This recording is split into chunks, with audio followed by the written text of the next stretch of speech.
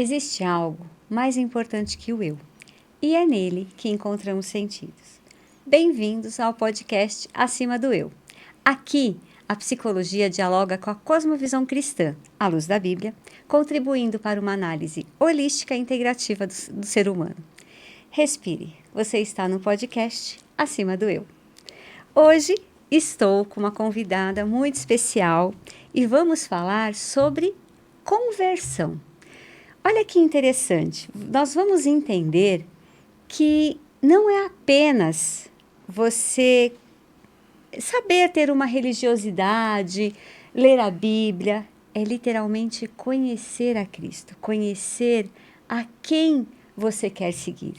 Márcia, muito obrigada por ter aceitado o nosso convite, estar aqui para contar a sua história, que é tão linda, né?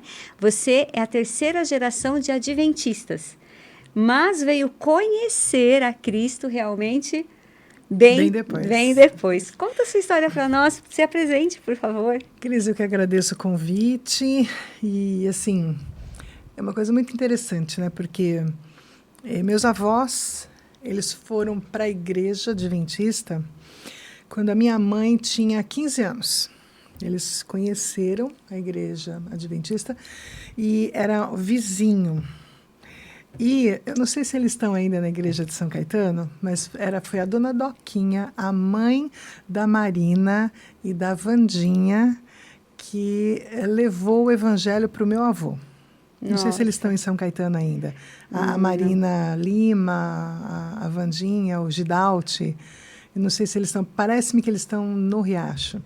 E eles eram vizinhos. Então, foram eles que levaram. A dona Doquinha que levou, né, a mãe da Marina, que levou. Isso você lembra evangelho. Que ano era, eu mais ou menos? Lembro, Que porque década eu nem era de nascida. Minha mãe tinha 15 anos. Tá.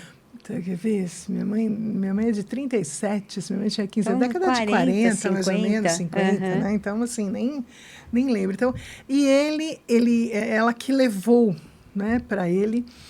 E eles moravam ali na Rua Nazaré, e aí eles iam a pé para a igreja, porque quando meu avô entendeu que era ser adventista, ele não pegava carro no sábado. Nossa, ele era ia a pé. Então, era ali na Rua Nazaré, quase com a Piratininga. Então, eles pegavam a Piratininga e depois subiam ao Maranhão e ia Maranhão inteirinha até chegar.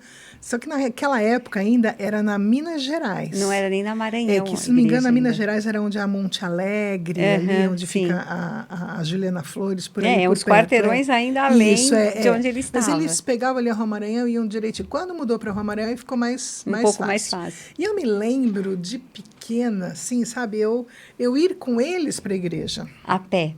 Eu ia a pé também. Eu ia junto com eles para a igreja. Porque a minha mãe, ela foi para a igreja com 15 anos, junto com eles, né? Minha mãe é a filha mais velha. E aí ela conheceu o meu pai, que não era adventista. Ele não era? Não, ele não era adventista. Quando eles casaram, minha mãe não tinha se batizado, né? E ela continuou indo na igreja, né? E aí ela, assim, acabou meio que se afastando. Aí eu nasci e aí os meus avós me levavam para a igreja. A minha mãe, ela começou a ir por minha causa para a igreja. Mas você tinha que idade, mais ou menos? Eu sempre fui, desde pequenininha, aquilo que eu me lembro, assim, da então minha mãe. Então, você começou a ir antes da sua mãe mesmo? A minha mãe ia. Ela já ia? Ela ia. Aí, quando eu nasci, ela estava meio... Ela não tinha se batizado. Ela não tinha se batizado. Ela tinha se afastado um pouco. Se afastou um pouco. E quando eu nasci, os filhos começaram a nascer, assim, ela teve um filho praticamente atrás do outro, eu sou um pouquinho mais distante. Aí, ela meio que voltou, mas não se batizou. Mas, assim, era muito difícil, porque com 4 filhos, né? Então, era bem difícil. Então, a minha avó ajudava. Mas a minha avó catava a gente e levava. Então, aquela que mais ia era eu. Eu que tinha mais... Eu sou a única neta. Então, eu que tinha mais ligação. Única menina, né? Então, eu que tinha mais ligação. Aí, quando eu estava, assim, 10, 11 anos, mais ou menos, minha mãe começou realmente a ir efetivamente para a igreja. E só ela, seu pai não? Meu pai não. Tá. Meu pai não. Só ela. Então, aí a gente, né, retoma essa vida. Quer dizer, ela, né? Porque eu sempre ia de pequenininha, né? E aí eu fui, e ela se batizou no mesmo dia que eu. Vocês se batizaram, não no mesmo... No mesmo se dia. batizaram juntas, então? Juntas, no mesmo dia. Só que aí é muito interessante, porque o meu avô, todas as minhas amigas, naquela época não se batizava muito cedo, como se batiza hoje. Sim. Naquela época, eles batizavam, assim, em torno de 12, 14 anos, né? Não se batizava antes disso, que assim, não deixavam. Sim. E eu queria me batizar porque todas as minhas amiguinhas estavam se batizando e meu avô falava, não, ainda você tem que estudar, você tem que aprender. O meu avô, ele lia muito, ele estudava muito. Quando ele se batizou, que eu não lembro agora o ano, tá? Mas ele, daquele momento para frente, ele começou a ser vegetariano. Olha só, ele seguiu realmente seguiu ali realmente todas as instruções todas que as instruções que tinha que ser seguida, Sim. ele seguiu e ele não ia para a igreja de carro, de ônibus, não, ele ia a pé. Ele ia a pé. Isso, imagina, tornou a vida dele mais saudável. Minha avó Sim. era impecável. Ela se arrumava para ir para a igreja. Então, assim, essa coisa de me arrumar para ir para a igreja vem da minha avó.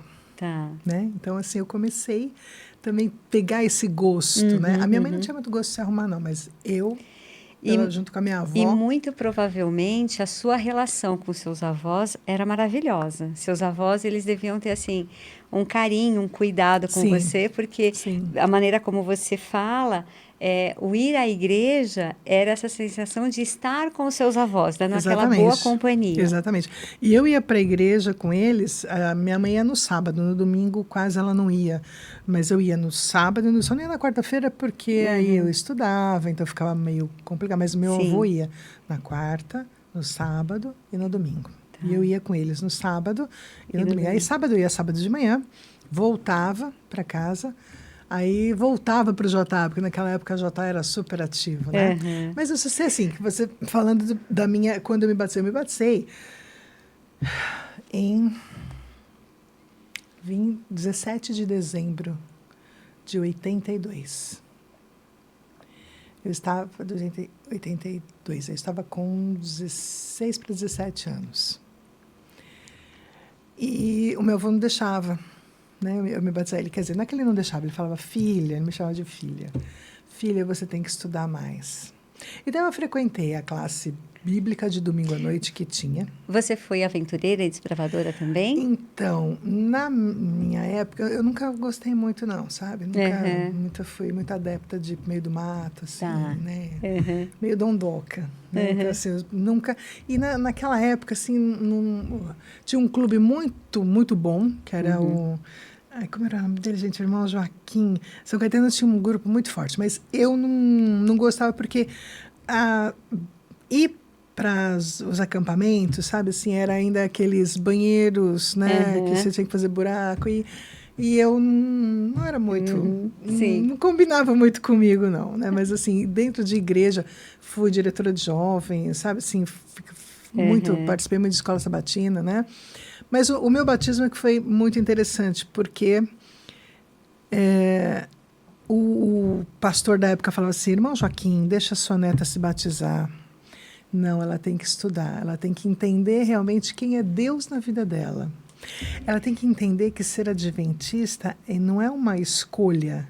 Ser adventista vai ser para o resto da vida dela. E isso ficou muito bem fixo na minha vida. Ser para o resto da sua vida. Você acredita que isso era preocupação porque ele viu que a sua mãe, né, filha dele, ela acabou se separando, né, teve um afastamento, então ele percebeu que faltava mais conhecimento da parte dela e por isso que ela acabou se afastando da igreja? Nesse momento você ela estava na igreja. Ela não tinha se não, afastado. ela quando eu era pequena. Tá. Depois, quando eu peguei a idade de 10 anos, aí ela já estava. E ela foi diaconisa, minha mãe, ela então, foi super... Mas não foi porque ele tinha se batizado numa época que a sua mãe ia com ele, ainda era solteira. Isso. E depois ela acabou saindo. Você não acha que esse medo dele estava relacionado ao que ele vivenciou com ela? Pode ser. Mas como assim, esse momento eu não vivenciei, né? Sim, porque sim. Assim, então... aí ela se casou e ela não tinha se batizado. Pode ser, olha, agora você falando isso, porque... ela também não se batizou em função dela estar namorando com uma pessoa que não era adventista e, de repente, ela não se sentia assim, né? Sim. Sei lá, preparada para isso. Mas ela foi somente quando eu me batizei. E é interessante, assim, não sei se era realmente esse o raciocínio do seu avô, mas uma lógica, né? É que, assim, Deus, ele fala, né? Por que não ter relacionamentos fora, né? Porque, assim, a gente sabe as dificuldades que isso geram. Inclusive, na questão de você adorar ao seu Deus, Sim. né? Então, assim, isso acaba esfriando, de certa maneira, te afastando realmente, né? Sim. Então, assim, é mais uma dificuldade. Quando você tem esse conhecimento, claro, isso não é proibido, né? Quantas pessoas se convertem com pessoas depois que casam, né? A questão é o quanto acaba amornando, né? Deixando o relacionamento com Deus mais frio por conta como fala? Julgo Julgo desigual, né? desigual, é. Julgo E você desigual. sabe, Cris, que quando eu fui me batizar, porque os pastores falavam, meu avô era diácono-chefe na igreja naquela época, e os pastores o pastor falava, os anciãos falavam, e ele falava, não, quando ela estiver preparada mesmo, né? Aí teve um dia que eu cheguei e falei assim, eu vou me batizar. Eu já preenchi minha ficha e eu vou me batizar. Aí eu me lembro, Cris, que ele chegou para mim e falou assim, filha, o que você vai fazer é para o resto da sua vida. Eu sei, vô, eu não vou deixar a igreja, vô. Né? Eu vou ficar adventista o resto da minha vida. Aí ele falou assim, não, filha, você não está entendendo. O resto da sua vida é a sua salvação. E isso impactou tanto na minha vida, né? Falar até para as pessoas, assim, quando você se batiza, é para o resto da sua vida. Esse negócio que as pessoas falam, eu me batizei, mas agora eu vou me afastar, não sei, sabe? Para mim, não existe Não isso. tem Então, essa. na realidade, assim, não é que o batismo seja a conversão, porque eu estava adaptada a ser adventista. Sim. Né? Então, assim, tudo para mim era ok, né? Normal. Eu não tive problemas, Cris, com sábado, né, na minha vida. Nunca. Muitas pessoas têm problema com sábado por causa de escola. Eu nunca tive problema. Né? E eu tive alguns problemas assim, porque no dia que eu me batizei, a minha mãe também se batizou. E quando a gente chegou em casa, o meu pai, ele era contra. Então, olha só o que a gente... Ele, com todo, né, a família assim toda ali, né, que meus avós adventistas, meus tios, alguns tios assim, tios da minha mãe, né, adventistas também. E ele falou assim, onde já se viu vocês se batizarem? Meu pai. Né? Ele não ia à igreja? Não, ele não ia. Onde já se viu vocês tomarem uma atitude dessa? Ele não era nada. A família dele pertencia a uma denominação religiosa também, só que não era adventista. Mas ele, né, achava aquilo um absurdo. E assim, a gente teve muitos embates com o meu pai e a gente nunca deixou de ir à igreja, mas e aí foi quando meu avô me abraçou mais, meu avô e minha avó. E assim, para mim era tudo, né, tudo muito claro. O que meu pai fez? Quando eu terminei o ensino fundamental, eu fui para o médio e ele falou assim, você vai estudar no instituto de ensino. E naquela época o instituto tinha aula de sábado. Né? Antes de eu me batizar. Eu falei, então, tem aula de sábado. Então, eu falei, eu não estava batizada ainda, no primeiro ano do ensino médio. Eu não estava batizada. Ele falou assim, você vai estudar de sábado. Eu falei assim, não, eu vou pedir para eles, né? Ele falou, não, você vai. E aí, aquele ano foi, assim, muito ruim para mim. Eu não estava batizada ainda. Ele me pôs, quem pagava era ele. Eu fui e, interessante, o ano inteiro eu só tinha 3 aulas. Eu saía da escola e ia para a igreja. Tá? Saía da escola. Logo de manhã. Ia para a igreja. Né? À tarde ia para a igreja. No ano seguinte, eliminou a aula de sábado. Nunca mais. O instituto era a tradição do instituto, desde a época da minha mãe. Nossa, era a tradição do instituto ter aula de sábado. acabou o sábado. Foi quando eu me batizei. No final daquele ano, eu me batizei. E qual era a sua vontade na época em se batizar? Ai, sinceridade, assim, aquele momento era assim, todos os meus amigos eram batizados, eu também queria ser. Tá. Não, a gente, por isso que eu falei, a gente se acostuma a ser adventista quando a gente é de berço. Tá? Porque assim, não foi um momento, não foi um batismo de momento de conversão. Tanto é que quando eu me batizei, no dia que eu me batizei, e isso, esse negócio do colégio ficou muito nítido, que era a vontade de Deus que eu me batizasse. Porque sempre é a vontade de Deus. Sim, com certeza. Né?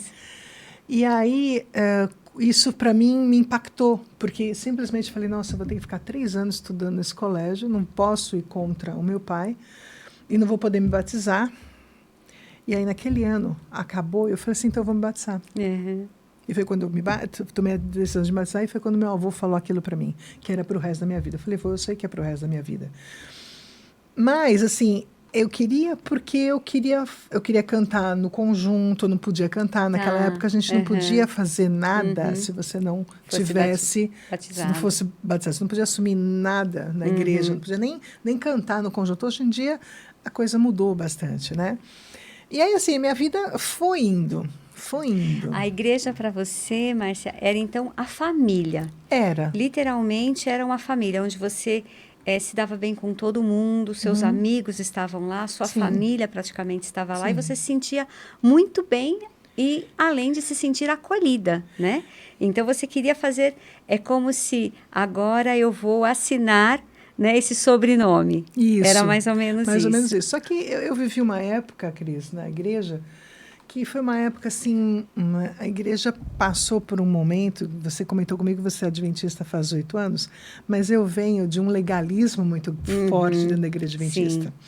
Só que interessante que o meu avô não me criou em cima desse legalismo, porque o meu avô falava que ele era vanguarda.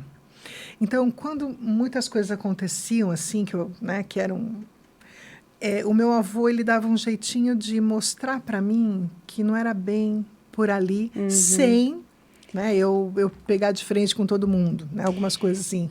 A sabedoria que seu avô tinha era de explicar. Exatamente. Então, assim, toda lei, você como advogada, sabe que quando a pessoa entende o porquê da lei, ela aceita e ela quer seguir aquela lei. Exatamente. Porque ela entende a importância. Agora, quando a lei é imposta, exatamente. aí as pessoas querem... né? Você falou tudo. Assim, e eu lembro, né, da minha época de adolescente, quando eu estava na adolescência, que muitos faziam um monte de coisa errada e, assim, meio que brigando com Deus. Eu falava, não, mas isso não é legal. Né?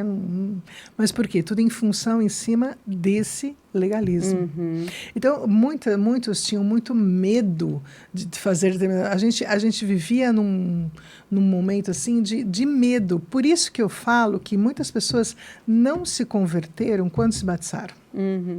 Que a conversão, ela veio muito tempo depois. Então, primeiro, eu queria me batizar porque eu queria me sentir pertencendo a uma igreja, pertencer à família, como você mesma disse, né? Aí eu comecei a ter cargo, eu comecei, sabe, assim, a cantar e, né, aquilo que adolescente precisa dentro da igreja. Você sabe que meu pai achava que eu ia me tornar freira, porque quando criança eu frequentava muito a igreja católica, mas eu ia por conta dos meus amigos. Eu nem tinha ideia o que era, eu tinha 9, 10, 11 anos, o que era estar na igreja, porque para mim estar à igreja era um encontro com os amigos, tanto que eu ficava lá batendo papo, conversando, como muitas crianças, né? Então, porque eu não tinha essa noção do que era. Você já tinha um pouco esse conhecimento, né? Porém, porque a regra era essa. Então, você estava com os amigos, mas ali tinha regras, né? Então, para você entrou as coisas eram meio que no automático, sabe assim? Sim. Estudar a lição da Escola Sabatina era meio que no automático. Muitas vezes, eu estudava a lição, mas sabe quando você estuda e você só lê, você não estuda? Só para poder chegar e falar que você estudou 7 vezes... Sabe, assim, que você naquele fez, apontamento, que desde aquela época existe sim. isso, né?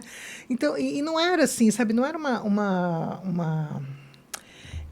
uma relação, eu quero fazer isso porque eu quero aprender Você não isso. tinha o sentido daquilo. Isso. Você tinha a prática, Exatamente, né? exatamente. Então, assim, é o que a gente fala, né? Hoje é muito comum, né? Eu vivo falando para os adolescentes, vocês não têm que estudar para ter uma nota. Vocês têm que estudar para aprender. Exatamente. Se você não atingiu a sua nota, não se preocupe com isso. Se preocupe em pensar, o que eu não entendi? Que é esse o objetivo. Então, quando você tem um sentido para aquilo, o foco muda, né? Tudo muda, porque você tinha muito, o que a maioria não tem, né? Que é a prática, mas sem entender o porquê dela e sem ter o sentido. Como você falou, seu avô falou que era para a vida eterna, né? Então, você estava ali fazendo um compromisso que era para a vida eterna. Então, poxa, mas não tinha tocado o seu coração entender que você podia não ter essa vida eterna, né? Então, era algo que, não, tudo bem, né? Foi assinado aquilo que eu já sabia, porque não fazia parte do seu conhecimento, imagino eu, tipo, nossa, eu poderia não ter essa vida eterna. Não, né? é assim. É como muitos olham para a cruz, entende, mas não entende o que é aquele sofrimento. E só depois né? eu fui entender o que é essa vida eterna. Sim. Né? E assim, aí o tempo foi passando. Cheguei a um ponto que eu me casei. Isso é uma história muito interessante na minha vida, porque Deus não queria que eu me casasse. E como você sabia disso? Aquilo que a gente estava conversando agora há pouco lá fora, né? Assim, primeira coisa, né? Vou falar até assim, diretamente para o jovem da igreja. Quando a gente quer um companheiro, uma companheira, a gente tem que professar a mesma fé. Não tem por onde. Só que, interessante, o meu ex-marido, ele era adventista, de família adventista. De berço também. Também era de berço adventista. Tá? A avó dele ela foi construtora de igrejas. Ela levou o evangelho para um monte de cidadezinha do interior aí. Né? Nossa. Só que Deus não queria que eu me casasse. Porque no mesmo dia que eu me casei, uma amiga minha casou também. Eu me casei de manhã e ela casou à noite. Até a ornamentação que foi feita na igreja, eu falei para ela, vou deixar para você, né? E aí, um mês antes, eu conversando com ela, eu falei assim, olha, eu estou numa angústia tão grande, né? Assim, não sei o que está acontecendo. Eu namorei 3 anos e meio. E ela, mais ou menos também isso. Ela falou assim, Márcia, é o novo. O novo, ele mexe com a gente. Tudo que é novo, a gente tem medo do novo. Eu falei, deve ser isso. Ela falou assim, você orou? Aquilo foi, uau. Você orou para começar um namoro? Você orou para ficar noiva? Você orou para marcar o seu casamento? Cris, eu nunca tinha feito nada disso. Eu só queria um namorado. Por quê? Porque naquela época a igreja cobrava muito. Você não vai namorar? E provavelmente suas amigas também já estavam namorando. Estavam casadas, porque eu me casei com 27 anos, elas se casaram tudo com 21. Nossa. Então já tinha essa cobrança. Encalhada, né? Sim. E aí, ok. Né? Aí eu falei, nossa, eu nunca orei. Eu não orei para começar um namoro, eu não orei para ficar noiva, eu não orei para marcar meu casamento. Um mês antes do meu casamento, com casa montada, convites já entregue, meu vestido de noiva já estava montadinho, já bonitinho. Faltavam as últimas provas, com, 70% dos convites já entregues. Eu me lembro que era uma sexta-feira à noite, eu estava sozinha em casa, meu pai e minha mãe tinham saído. Eles tinham ido na casa, não lembro se foi na casa da minha tia, não lembro. E eu cantava no coral da igreja. E aí eu me lembro que eu estava sozinha, meu vestido lá, assim, já nas últimas provas, e eu ajoelhei no meu quarto e comecei a orar, sozinha em casa. Eu nunca fiz uma oração como aquela, de joelhos. Isso quando foi? Foi um mês antes do meu casamento. Tá. Eu de joelhos. E eu comecei, sabe quando você começa a orar e você sai de você, você transcende até, sabe? Você sente verdadeiramente a presença de Deus ali. Sim. Como se o Espírito Santo te pegasse, né? E aí eu me lembro perfeitamente que eu cheguei e falei assim, no meio da oração, eu falei, Senhor, fale comigo, é da tua vontade que eu me case? E eu, Cris, ouvi uma nítida voz na minha mente, não case. Você está brincando. Não. Na hora eu parei de fazer oração. Eu sentei Você já estava com o casamento marcado. casamento marcado. Dali 30 dias eu ia casar. Eu sentei na ponta da minha cama assim. Como eu não vou me casar? Aí eu comecei, né? Eu já estou com um convite, tudo entregue. Minha casa já está montada. Como eu não vou casar? Aí a besteira que eu fiz. Nossa, isso não foi de Deus. Isso foi no inimigo. E não orei mais. Quantos não fazem isso, não, Márcia? Querendo, aliás, né, hoje em dia estão até mudando a própria Bíblia para fazer, né, a própria vontade. Tipo, não, isso é muito difícil. É, exatamente. E eu fiz isso, Cris. Sim. Olha só, o Espírito Santo falando comigo naquele momento, que poderia ser aquele momento, né, aquela minha conversão mesmo, entregar realmente. Não, imagina, isso não é de Deus. Foi a minha reação. E olha só, né, Márcio, o cuidado que Deus tem com cada um, né? Então, você já foi escolhida, bem, todos nós, né? Sim. Antes de nascer, mas ele já te colocou ali numa família, que era onde ele queria que você estivesse. Sim. Mas ele sabia que seu coração seria tocado, né? Não é à toa que os israelitas andaram 40 anos no deserto. Nós não somos diferentes, né? Eu, diferente de você, não vim, né, de berço adventista, porque eu demorei muitos anos. Casei também com 30. Só que eu namorei 8 anos antes. Quando eu me casei, né, uma pessoa que, né, não tinha... Eu sempre fui, vamos dizer assim, eu sempre fui cristã, eu sempre acreditei em Cristo, em Deus, mas eu era espírita, fui de várias denominações. E uma semana depois que eu casei, eu vi ali alguns conflitos, né? Minha mãe me criou muito para ela e tal. Eu tive vizinhos e amigos que me falaram: Cris, quando você casar, sua mãe vai morrer, você vai matar a sua mãe. Nossa. Porque minha mãe era muito dependente emocional de mim. Emocionalmente, né, dependente de mim. E aí, com uma semana de casado, eu não sabia o que fazer, porque entrou ali um atrito grande, né, um conflito. Não discussões, mas assim, eu percebia o sofrimento que eu estava gerando por estar casada, né? O sofrimento que eu gerava para minha mãe. Eu nunca tinha aberto a Bíblia na vida, Márcia, nunca. E a minha casa tinha a casa da minha mãe, aliás, tinha uma Bíblia católica, daquelas gigantes, que estão sempre abertas ou no Salmo 91, no 23, ou fechada. Era assim. E eu não sabia o que fazer, porque eu sabia que se eu falasse com alguns amigos, eu ia falar: Cris, mas vocês se amam, né? O Fábio é perfeito para você, você para ele e tal. Mas quem conhecesse minha mãe ia falar: não, Cris, olha, sua mãe vai morrer sem você e tal. E eu, meu Deus, o que eu faço? Eu nunca tinha aberto a Bíblia e falei: Senhor, eu preciso saber o que eu faço. Na época, sem saber, né, não era nem a tua vontade, porque não era assim que eu pensava. Mas eu pensava: eu preciso saber o que eu devo fazer. Aí eu falei: me fala, porque eu não sei o que fazer. Eu abri a Bíblia, nunca tinha aberto. Saiu assim: o homem casa, se separa do seu pai e da sua mãe para constituir a sua família. Para mim, era mais fácil me separar, sinceramente, do que estar casada, porque, né, meu marido... Tudo bem, era uma pessoa madura, equilibrada. Minha mãe, né, eu via uma senhorinha, como que eu vou fazer com aquilo? E aí eu decidi, falei: tudo bem, vou me manter casada. E percebi naquele momento que Deus falava comigo. E foi ali, e olha que isso foi em 2003, eu só fui me batizar em 2018.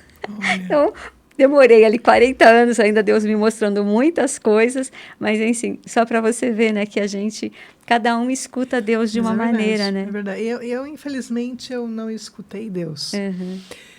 E assim, casei. E o primeiro ano do meu casamento não foi uma coisa legal. Mas o primeiro ano era ano de adaptação. Só que ele tinha muito Medo do meu pai. Meu pai morreu, eu estava fazendo 1 ano de casada. No dia que eu fiz 1 ano de casada, meu pai morreu. Nossa. Daquele dia para frente, a minha vida virou um inferno. Porque até então Ele tinha um medo do meu cuidado. pai, porque ele tinha medo do meu pai. A minha vida virou um inferno. Um inferno. E aí vem aquela coisa, como eu vou me separar? O que Deus uniu, o homem não separa, até que a morte nos separe. Né? Até que eu peguei uma situação que não deu mais para continuar casada, e aí assim, aí aquilo me fez ver, né? É só por isso que eu vou me separar. Olha como Deus faz. Aí eu fiquei assim, né? Ficava amargurada. Nossa, eu perdi 8 anos da minha vida, olha o que eu fiz, porque daí aí eu comecei a contar, e eu contei para minha mãe isso. Eu falei assim, olha, no dia... Ela falou, então, só que você não pode se culpar. Ela falou, porque Deus... E aí ela né, foi muito, muito legal comigo. Ela falou assim, porque meu avô, ele tinha morrido também. Antes do seu pai? Não, foi um horror aquilo. Foi antes do meu pai. O que aconteceu naquele ano? A minha tia... Logo depois do ano que eu casei, a minha tia morreu, a irmã da minha mãe morreu. 20 dias depois, o meu avô morre de desgosto por perder a filha. Sim. Meu avô super saudável. Ele entrou eu não estava nem aqui, eu estava viajando, que eu dou aula no colégio, então eu estava viajando de excursão, que a gente ganhava excursão no meio do ano. E a minha família não me avisou que meu avô morreu, porque eu estava viajando. Quando eu voltei, eles falaram, o vovô faleceu. Minha tia tinha falecido. Meu avô... 20 dias depois, 4 meses e meio depois, o meu tio, o irmão do meu pai, 10 dias depois do meu tio, meu pai. Seu pai, caramba, Márcia, que ano. Aquele ano foi assim, né? Terrível, né? E aí eu comecei a me culpar por um monte de coisa. Já estava fragilizada com tudo isso, aí né? foram mais 7 anos que eu fiquei casada. E esses 7 anos foi um inferno. E aí a minha mãe, né, eu contei para minha mãe, minha mãe sempre me dando apoio. Aí eu falei, aconteceu isso, isso, isso. Ela falou assim, então, você não pode se culpar, porque Deus não está te culpando. Com certeza. Deus está cuidando de você. E ele já tinha planos. Exatamente. Tudo, né? Aí uma grande amiga minha falou assim para mim, Má, presta atenção, são só 8 anos da sua vida, quanto você tem mais para viver pela frente? E naquele momento, sabe, essa conversa com a minha mãe. Sabedoria dela e Deus tocando o coração para te explicar o cuidado dele, né?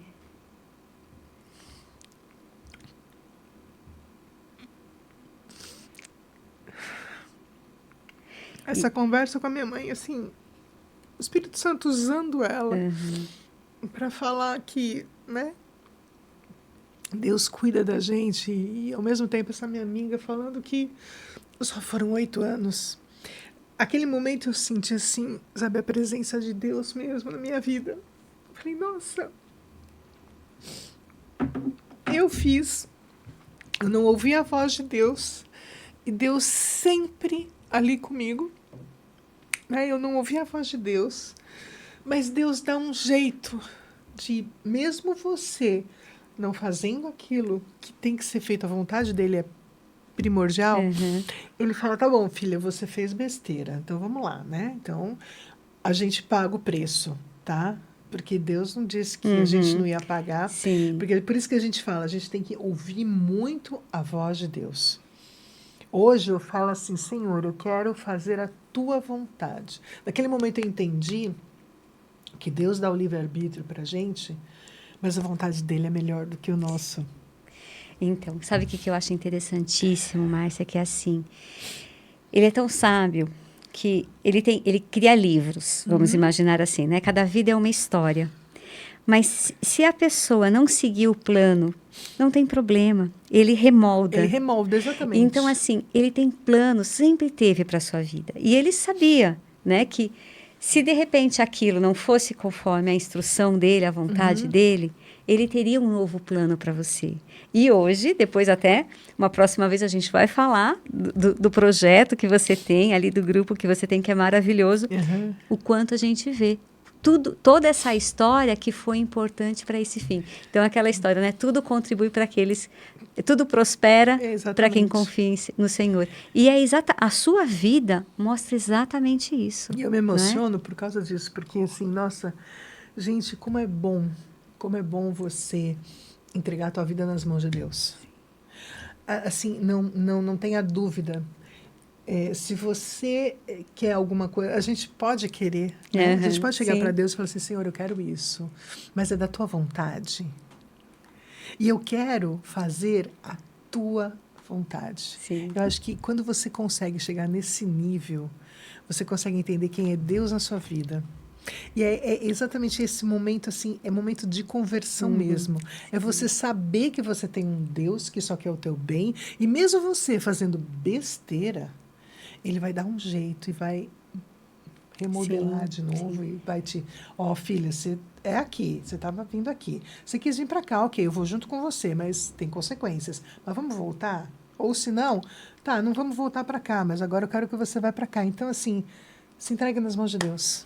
E esse entendimento é perfeito. Como eu te falei, a minha história. Se eu tivesse feito a pergunta qual era a sua vontade com esse entendimento... Nossa, meu casamento teria sido muito melhor. Não tem nem comparação. Mas eu fui perguntando o que eu deveria fazer. Verdade. Entendeu a diferença? Então, assim, esse detalhe que parece que para muitos não é nada. Mas não é o que você tinha que fazer? Não. É diferente do que colocar o eu à frente ou colocar Deus à frente. Quando Deus está à nossa frente, você não tem problema de cair, porque você sabe que Ele está ali para te levantar. Né? Quando você cai sem colocar Deus à sua frente, ele fala, bem, filha, agora você se levante, né? Porque a escolha foi sua. Eu estou aqui atrás te amparando, mas a força vai ter que ser minha, né? Nesse entendimento do eu, porque ele é tão maravilhoso, misericordioso, que ele deixa a nossa vontade, né? O que a gente tem que entender também, Cris, é assim, a gente pode cair, claro, vamos cair, vamos. Sim. O que a gente não pode ficar se culpando. Com certeza, porque quando você se culpa, você desmerece todo o sacrifício de Cristo. Exatamente. E é exatamente onde o inimigo quer. Que você se culpe. Tá vendo? Ó, o que você fez. Não. Eu fiz, mas eu tenho um Deus maravilhoso. Eu reconheço meu erro. E agora eu quero fazer o caminho dele. Sim. Sabe? É isso mesmo. Não tem, assim, acho que eu falo que não tem preço aquilo que Deus fez por nós. Dar o Filho dele pelos nossos pecados. Sim, e constantemente, cada vez que você erra, cada vez que você peca, você tem que lembrar que Cristo morreu por isso, porque você está cometendo isso. E é interessante, né? Antes de Cristo, era a morte dos animais, né? Do cordeiro e tal, para entender que o pecado gera morte. Mas, nessa situação... Era tipo assim, eu pequei, levo um animalzinho para morrer. Não tinha a intenção de entender, olha, é para você ver ali que leva à morte de um ser inocente, porque era assim que Deus queria para nós. Né? É esse filho que ele criou, esse filho para ser bom, puro, para a vida toda. Mas como nós pecamos, então você vai morrer. Né? Porque não coincide com os planos de Deus para a nossa vida. Então, a gente não tem já não tinha, imagino eu, naquela época que muitos não tinham essa intenção de perceber, nossa, agora eu pequei. Vou ter que matar um cordeirinho. Vou ter que matar um cordeirinho. Ficou meio que automático isso, Ficou, né? Exatamente. Como hoje para muitos ainda é. Né? Tipo, Cristo morreu. Não, é entender realmente... Ele, Deus, veio para cá se tornar homem. Imagina como você ir morar na rua, né? Você tendo uma casa, para ir em busca do seu filho, que está lá no meio, né, dos andarilhos, vivendo numa situação muito difícil. Você se colocar isso só para resgatar o seu filho. E ele fez isso por cada um de nós. né? E ele conhece todas as particularidades. Esse Deus, assim, é incrível. Não dá para a gente mensurar, né? O amor dele é incomparável. A gente falando, né? A gente fica, não sei, eu me sinto até mais leve, né? Assim, quando você está realmente com Deus na sua vida, entende que cuidado com o que você faz com a sua vida, porque ele pagou um preço pela sua vida, então não faz mais besteira, né? E aí quando a gente fala, oh, meu Deus, me perdoa, e Deus perdoa. Sim, sim. Ele sempre perdoa.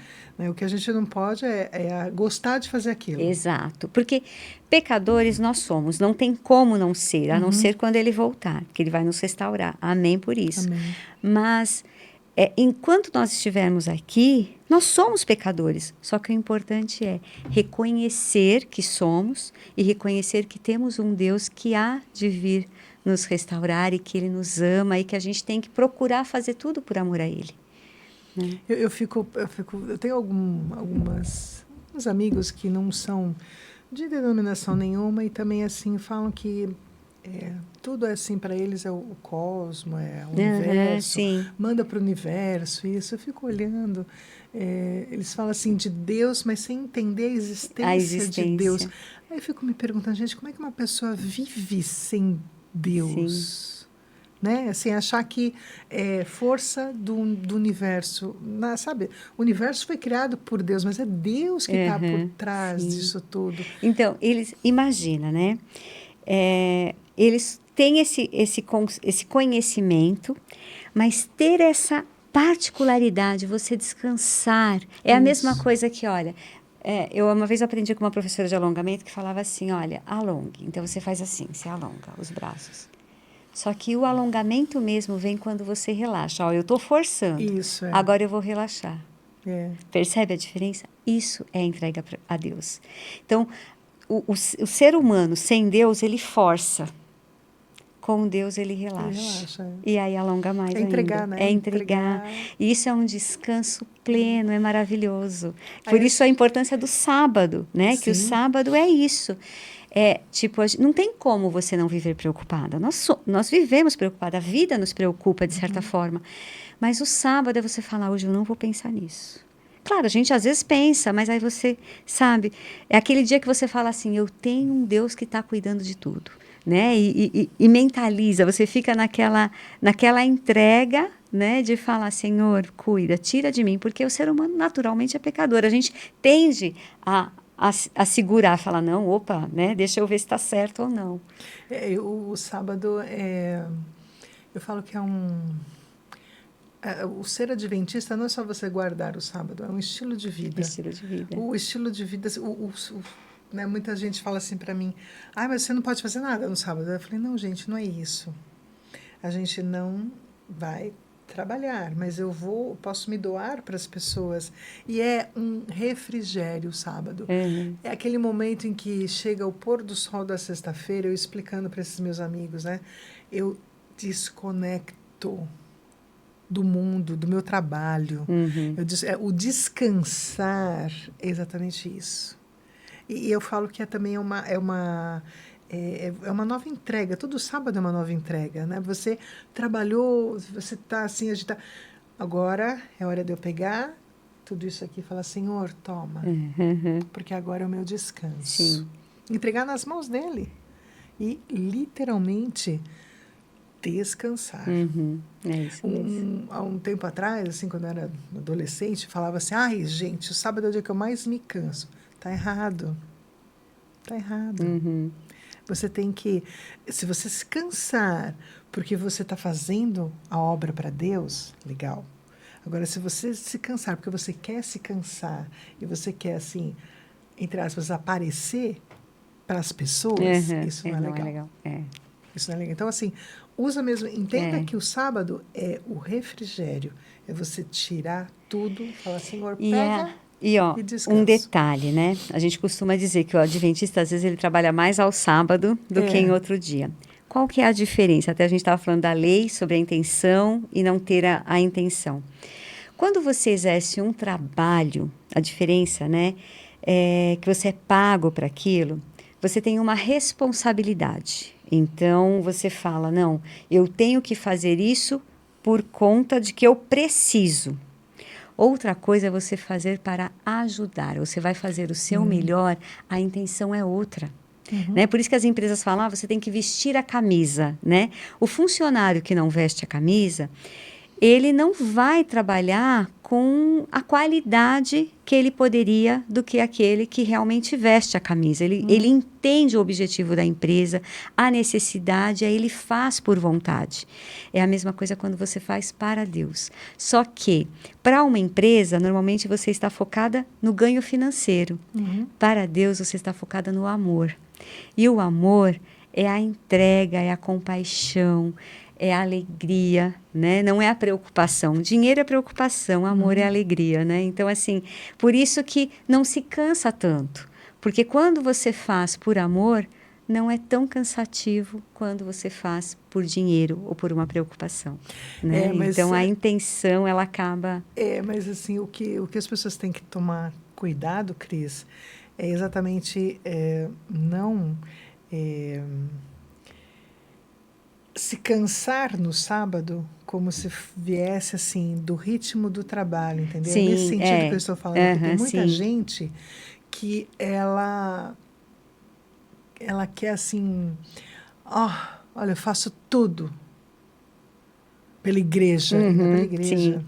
É nesse sentido, sabe? Assim, você querer reconhecimento, às vezes, né? Você se cansar, assim, aquele cansaço de... produzir, né? Eu fiz o meu melhor para o próximo, é uma coisa. Mas muitos vêm naquela pegada de mártir. Né? Eu sou o mártir do sábado. Eu fiz e tá vendo? Tá vendo? O tem o quê, né? Exatamente. Não tem exatamente. que. Deus não quer nada por obrigação. Exatamente. Ele quer por amor, ele quer por você perceber, a pessoa precisa, eu posso. Se você não está bem, não tem... você tem que falar não, né? É saber falar não também, né? Então, não é assim, porque eu tenho que. Não tem que nada. Né? Essa é a entrega. Agora, só um detalhe. Quando você contou, né, que você falou isso para sua mãe, foi nesse momento que você sentiu ali o cuidado de Deus. Foi. E quando foi isso? Foi 8 anos depois que você se casou, que você contou essa história? Foi no momento da minha separação mesmo. Quando eu peguei e decidiu. E eu passei a mão em mim e saí de casa. E vim para casa da minha mãe. Eu deixei tudo.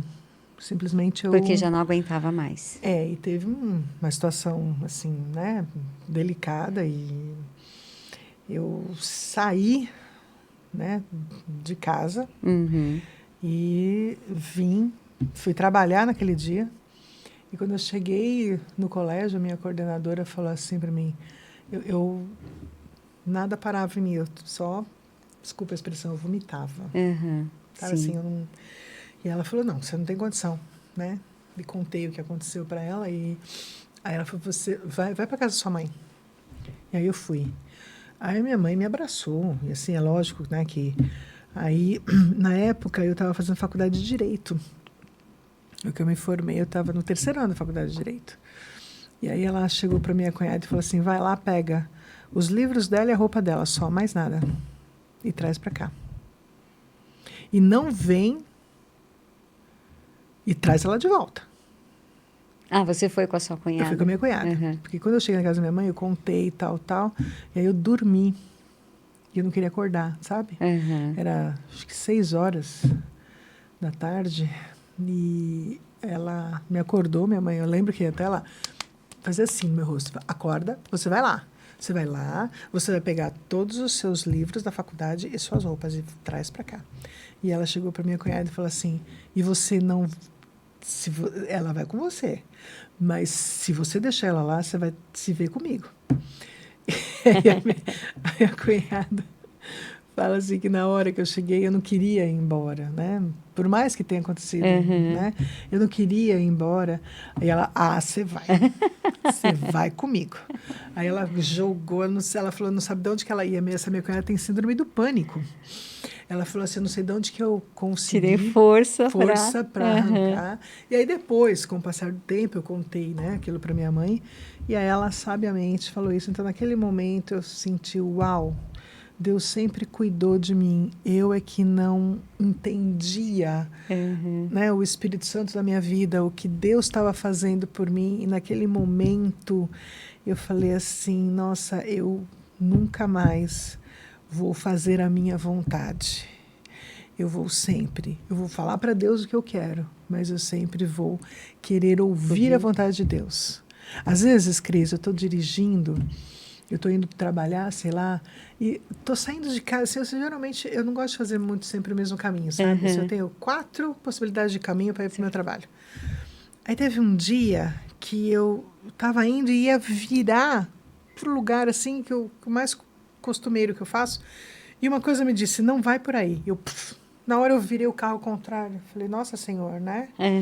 Eu não sei o que aconteceria ali, mas eu aprendi a ouvir isso, a voz de Deus. Então, daquele momento também, eu chego, quando eu saio de casa, eu estou na porta da minha casa, eu falo, Senhor, entrego a minha vida nas suas mãos, assim, e faça o melhor. E se eu não tiver que ir por um determinado caminho, eu não vou. E a gente vê Deus agindo na vida da gente em pequenas coisas. E é constantemente, quando você tem essa sua conversão, você fala, uau, Deus me ama. Porque a conversão é exatamente isso. Quando você entende que Deus só quer o seu melhor. E para de esbravejar. Sabe, assim, uma coisa que eu vou falar para todo mundo aí. Para de esbravejar. Teve uma situação hilária que eu estava atrasada para ir trabalhar um dia. E eu sou sistemática. Eu chego em casa, eu coloco a chave do meu carro lá, bonitinha no canto onde tem que ficar. E naquele dia eu cheguei e não coloquei, e depois eu não saí mais de casa, fiquei em casa. No dia seguinte, vou trabalhar. Cadê a chave do meu carro? Não estava lá. Eu virei a minha casa de ponta cabeça, e eu já estava atrasada. Eu virei minha casa de ponta cabeça, e você tem a tendência de começar a esbravejar. Aí eu parei, respirei fundo, falei, Senhor, não é para eu ir de carro, ok. Só que eu não quero chegar atrasada. Eu vou chamar um Uber. Me ajuda a não chegar atrasada. Pois eu cheguei 5 minutos antes, eu já estava atrasada para sair de casa, de carro, imagina de Uber, que Uber é mais lento. Cheguei 5 minutos antes. Voltei de Uber. Quando eu entro em casa, Cris, sabe onde estava a minha chave? No mesmo lugar. Caída no sofá. Sabe assim, eu não sei o que aconteceu. Acho que na hora que eu cheguei, joguei alguma coisa assim. E ela estava assim, em pezinho, assim, no braço do sofá. Quando eu abri a porta, falei, bom, agora tem uma missão, achar a chave do meu carro. Quando eu abri a porta, que eu bati o olho, ela estava ali. Olha só. Tem certas coisas que a gente não Deus entende, não mas queria Deus que eu cuidando, saísse né? de carro naquele dia. Eu não sei Por quê? Por quê? Mas... E uma coisa, não fique bravo. Entenda. Em tudo dai graças. Em tudo dai graças. Não é para ser? Ok, Senhor, então me ajude, porque se eu estou atrasada, então... E mesmo se eu chegar atrasado, alguma coisa Ele está me livrando. Exato. Então, é isso, sabe assim? É isso que a conversão, você pode ter uma conversão, aquele momento, entender quem é Deus na sua vida, que o Espírito Santo está te guiando, mas a sua conversão é constante. Sim. O encontro, porque conversão para mim é sempre o encontro com Deus, é constante. Sim. E quando você entende essa dependência de Deus, ok? Tua vida fica até melhor. É isso mesmo. Né? Que lindo, não, Márcia? Que é isso, né? Que a gente espera que as pessoas... Porque Deus está com todos. Não tem como. Ele está ao lado de todo mundo. Quer você creia, quer não, Ele está ao seu lado. Mas que todos possam sentir a presença dele. Sim. Isso é a diferença. Sentir o quanto são amados. Porque quando nós somos amados, nós não precisamos buscar o amor de ninguém. A gente tem prazer em dar amor, em amar as pessoas. Porque é o transbordar, não é buscar. Esse amor nós recebemos, basta aceitar. Aceite Cristo, você vai ver o quanto é mais leve levar a vida, porque o que Ele nos promete? Paz, não é? Não adianta, você pode ter tudo na vida, se você não tiver paz, nada adianta, não tem valor nenhum. E a paz é essencial para tudo. Márcia, amei a sua história, muito obrigada por ter compartilhado conosco. Eu agradeço o convite. E tá convidada para uma próxima para vir falar, né, desse grupo que você tem maravilhoso, né, que eu vejo hoje como a história. Se quiser falar brevemente para dar um gostinho aí para as pessoas verem como é, né, que você vê, né, Deus refez uma história ali, né, eu tenho certeza que ele, né, fala, olha, filha, eu vou cuidar de você, não tem problema. Vou dar um spoilerzinho, mas depois eu vou contar. Depois que eu me separei, a minha grande amiga também se separou.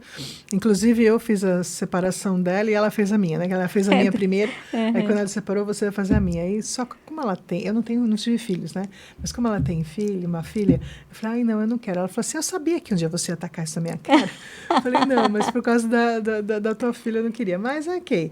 Aí, a gente ficou nós duas, né? E eu falei assim, olha... Estou cansada de estar só nós duas. A gente tem que montar um grupo de amigos. E foi aí que a gente montou esse grupo de amigos que ele já existe há 10 anos, vai fazer 10 anos agora.